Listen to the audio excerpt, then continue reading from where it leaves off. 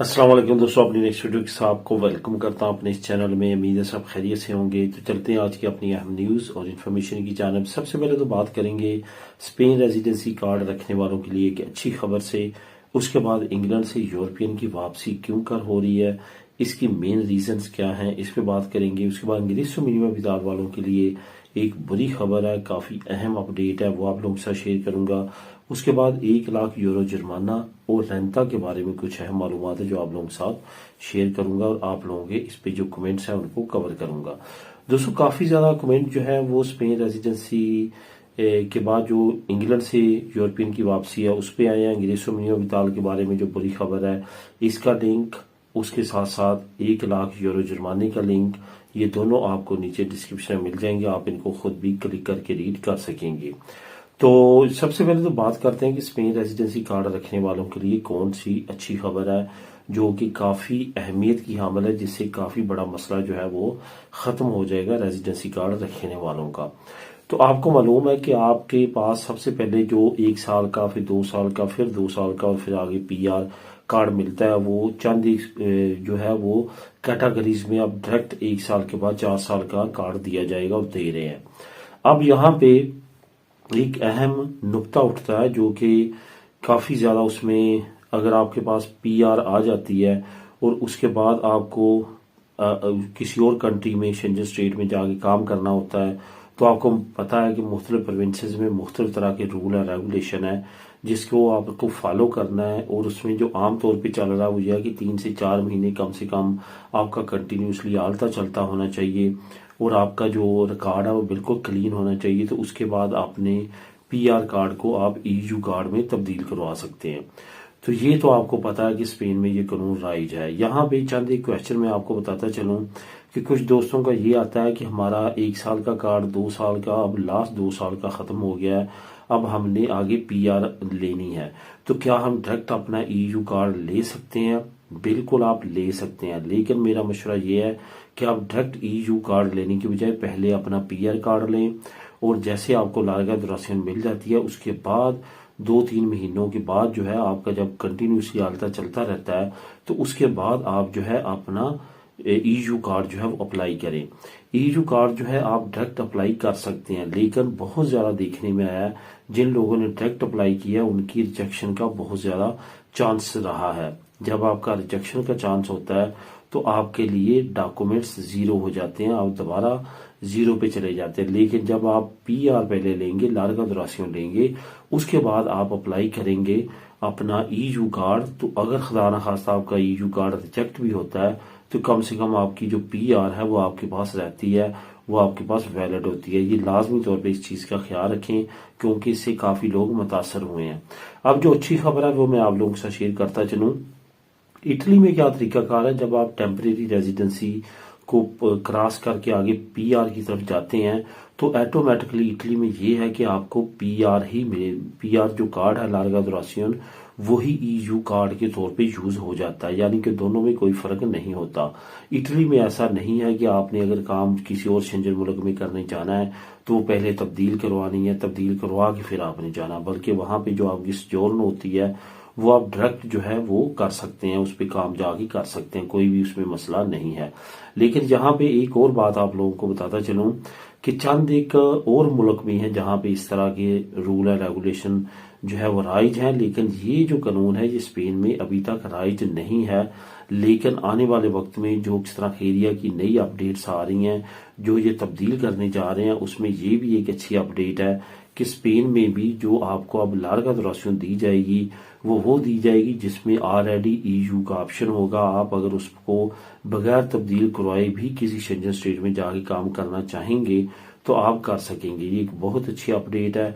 इससे ये होगा कि आपको दोबारा से तब्दील करवाने की जो जहमत है वो नहीं उठाना पड़ेगी, और इस तरह एरिया पे भी बोझ कम होगा, और इस तरह से आपके लिए एक नई अपॉर्चुनिटी ओपन हो जाएगी। ये भी अपडेट है और आने वाले वक्त में इस पे भी हुकूमत की तरफ से अनाउंसमेंट हो सकती है। ये काफी अच्छी अपडेट है। ये सेम लाइक इटली की तरह और दूसरे जो यूरोपीय यूनियन की कंट्री है जैसे ग्रीस है, इस तरह के और ममालिक है, माल्टा है, वहां की जो पीआर होती है वही आपका ईयू कार्ड के तौर पे यूज हो जाता है। तो इस तरह से आप भी, स्पेन भी उस कैटेगरी में आ जाएगा और आपकी पीआर लार्गा दुरासियन ही आपका EU कार्ड होगा। ये एक अच्छी खबर है जिसको आने वाले वक्त में आप अनाउंसमेंट पे सुन सकते हैं और इस पे काफी ज्यादा इस वक्त बात हो रही है। उसके बाद बात करते हैं कि इंग्लैंड से यूरोपियन की वापसी इतनी ज्यादा क्यों हो रही है, इसकी मेन रीजंस क्या हैं। क्या वहां पे जो यूरोपियन गए हैं वो खुश नहीं हैं, या वहां पे हालात कुछ इस तरह हो चुके हैं कि उनको ये मजबूरन जो है वो करना पड़ा। यहाँ पे दोस्तों कई फैक्टर हैं।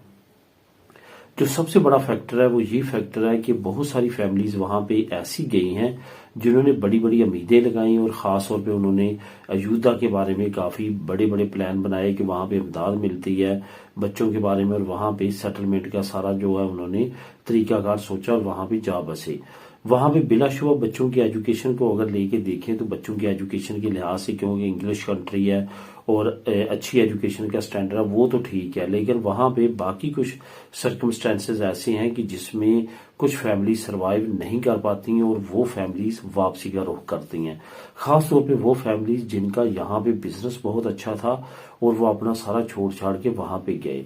उनके इरादे ये थे कि जितना हम यहाँ पे अपने बिजनेस से कमा रहे हैं वहां पे भी चंद सालों में इतना कम से कम कमाना शुरू कर देंगे और बच्चों की एजुकेशन जो है वो अजाफी तौर पे हमें अच्छी मिलना शुरू हो जाएगी। लेकिन ऐसा नहीं हुआ। वहां पे बिजनेस करना इन कंट्रीज की निस्बत काफी ज्यादा मुश्किल है, बड़ा सरमाया चाहिए, वहां पे सेटलमेंट इतनी आसान नहीं है। उसके बाद वहां पे आप जब बच्चों के लिए साथ जाते हैं तो वहां पे शुरू में आपको बेनिफिट भी नहीं मिलते और ये तमाम चीजें ऐसी होती हैं जो नाउमीदी में इजाफा करती हैं। उसके बाद प्री सेटलमेंट स्टेटस और सेटल स्टेटस वालों के लिए आए दिन नया से नया बयान।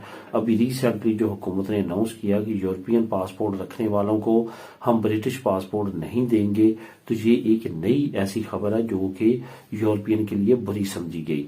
अब आने वाले वक्त में मजीद आपको ऐसा सुनने को मिल सकता है कि बहुत सारे यूरोपियन जो है वापसी का रुख कर रहे हैं। उसके यही वजूहत है कि वहां के सर्कमस्टांसेस, वहां का वेदर, वहां की बहुत सारी ऐसी चीजें हैं जो कि यूरोप की निस्बत मुख्तलिफ हैं।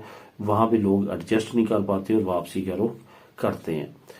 इंग्रेसो मिनिमम विताल के बारे में एक बुरी खबर है। इंग्रेसो मिनिमम विताल जो लोग ले रहे हैं या जिन लोगों ने अप्लाई की है उनके लिए ये बहुत अहम खबर है, लाजमी तौर पे आपने सुनना है और इस पे अमल करना है।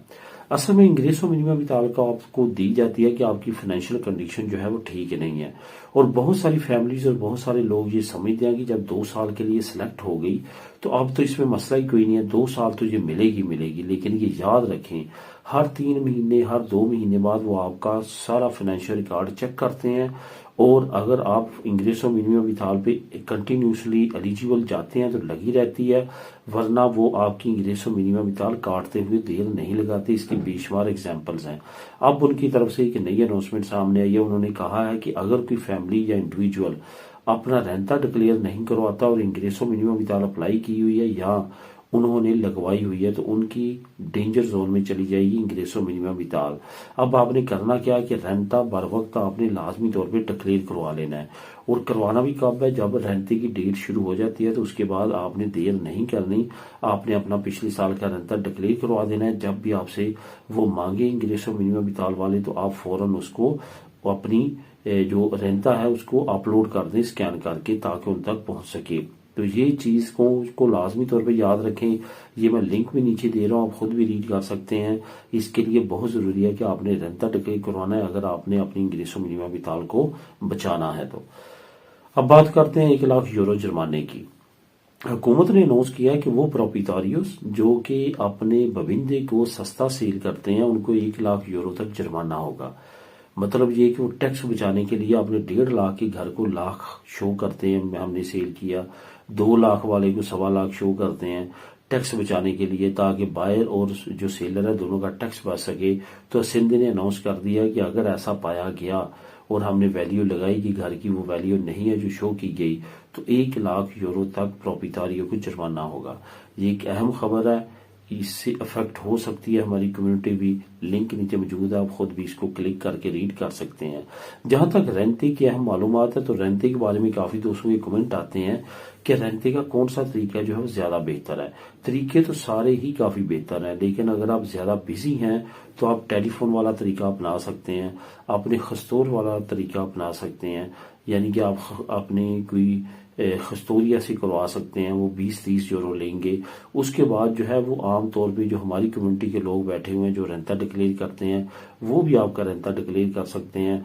अगर आप खुद जानते हैं और सिर्फ आप एम्प्लॉय हैं, आपकी ना ऑटोनोमा ना इम्प्रेस है, तो फिर आप खुद भी अपना रेंता डिक्लेयर कर सकते हैं। लेकिन अगर आप इन झंझटों में नहीं पड़ना चाहते तो इन तरीकों से अमल कर सकते हैं। टेलीफोन, खस्तौर, खुद असिंदी के दफ्तर में जाके रेंता को डिक्लेयर करवाना और किसी खस्तौर किसी लोकतोरिया वाले के पास जाके रेंता डिक्लेयर करवाना, इन सूरतों में आप रेंता डिक्लेयर करवा सकते हैं।